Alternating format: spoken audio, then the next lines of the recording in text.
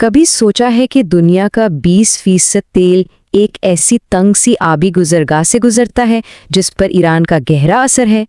آج ہم اسی ایران کے تنازع کے پیچھے کی پیچیدہ حقیقت کو سمجھیں گے، ان جذباتی نعروں سے ہٹ کر جو ہمیں اکثر آن لائن سننے کو ملتے ہیں۔ دیکھیں، اس پورے معاملے پر دو بالکل الگ الگ کہانیاں چل رہی ہیں۔ ایک طرف وہ لوگ ہیں جو کہتے ہیں کہ ایران کی فوجی طاقت اور اس کے اتحادیوں کی وجہ سے فتح بس قریب ہی ہے۔ دوسری طرف وہ لوگ ہیں جو ایران کی اقتصادی کمزوریوں کو دیکھ کر کہتے ہیں کہ یہ زیادہ دن ٹک نہیں پائے گا۔ تو ان دو انتہاؤں کے بیچ میں سچائی کیا ہے؟ انجینئر محمد علی مرزا، جن کے تجزیے پر آج ہم بات کر رہے ہیں، کہتے ہیں کہ اصل حقیقت کچھ اور ہی ہے، اور ان کے مطابق ہمیں پروپیگنڈے سے ہٹ کر اس حقیقت کو سننے کا حوصلہ پیدا کرنا چاہیے۔ تو چلیں ان بیانیوں کی جنگ سے ذرا ہٹتے ہیں اور سب سے پہلے بات کرتے ہیں اس تنازع کی انسانی قیمت کی، جو اکثر پروپیگنڈے کے شور میں کہیں گم ہو جاتی ہے۔ اکثر ہمیں آن لائن جو ہلاکتوں کے اعداد و شمار نظر آتے ہیں وہ چند سو یا ہزاروں میں ہوتے ہیں۔ اب یہ کم تعداد شاید معلومات کی کمی کی وجہ سے ہو، یا پھر جان بوجھ کر حالات کو کم سنگین دکھانے کی کوشش ہو۔ لیکن اس کے بالکل برعکس تجزیہ کار کا دعویٰ ہے کہ 50,000 سے زیادہ گھر مکمل طور پر تباہ ہو چکے ہیں۔ ذرا سوچیں، اگر ہر گھر میں صرف ایک شہادت کا بھی اندازہ لگایا جائے تو اصل تعداد لاکھوں میں پہنچ جاتی ہے، جو رپورٹ ہونے والے اعداد و شمار سے کہیں زیادہ ہے۔ اب اتنی بڑی تباہی کے باوجود جو چیز سب سے زیادہ حیران کن ہے وہ ہے ایرانی عوام کا صبر اور ان کی لچک۔ ملک میں کوئی عوامی گھبراہٹ نہیں، لوگ ضرورت کی چیزیں جمع نہیں کر رہے، دکانیں بھری ہوئی ہیں، اور معاشی استحکام کا عالم یہ ہے کہ پیٹرول پاکستانی تقریباً 8 روپے فی لیٹر میں مل رہا ہے۔ اچھا، انسانی پہلو سے ہٹ کر اب ذرا اس تنازع کی اسٹریٹجک حقیقت کو دیکھتے ہیں، کیونکہ یہاں ایک بہت بڑی جغرافیائی سیاسی شطرنج کی بساط بچھی ہوئی ہے۔ اور اس شطرنج کی بساط پر جو سب سے اہم مہرہ ہے وہ ہے آبنائے ہرمز۔ یہ صرف ایک آبی راستہ نہیں بلکہ عالمی معاشرت کی شہرگ ہے، جہاں سے دنیا کا 20% تیل گزرتا ہے۔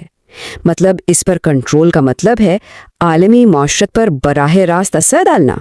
دنیا کی بڑی بڑی معاشی طاقتیں جیسے چین، بھارت، جاپان اور خود پاکستان جیسے ممالک اپنی توانائی کی ضروریات کے لیے اسی راستے پر انحصار کرتے ہیں۔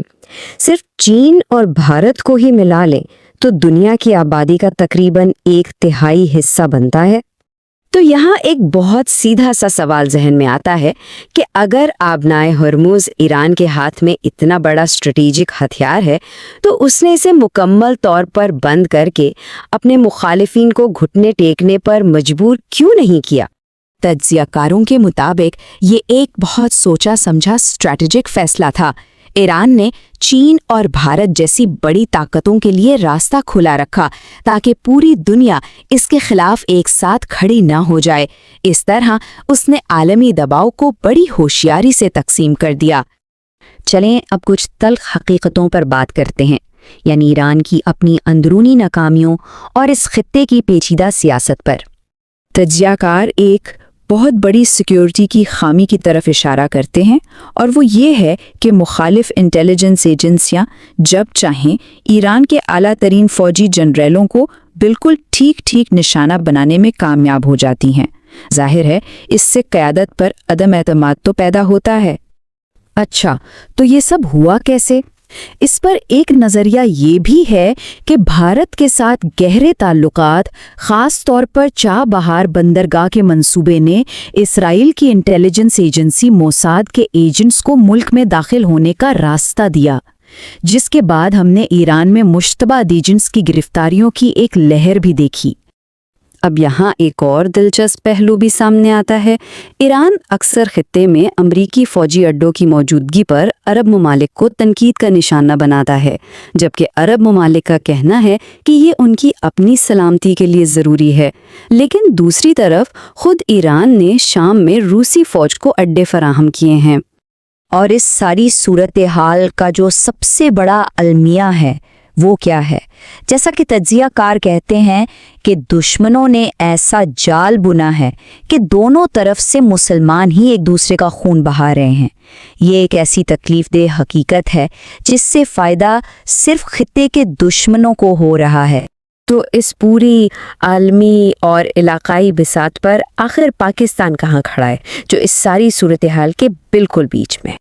پاکستان کی پوزیشن کو سمجھنے کے لیے سینڈوچ اسٹیٹ کی اصطلاح استعمال کی جاتی ہے، یعنی ایک ایسی ریاست جو دو طاقتور اور مخالف گروہوں کے درمیان پھنسی ہوئی ہے۔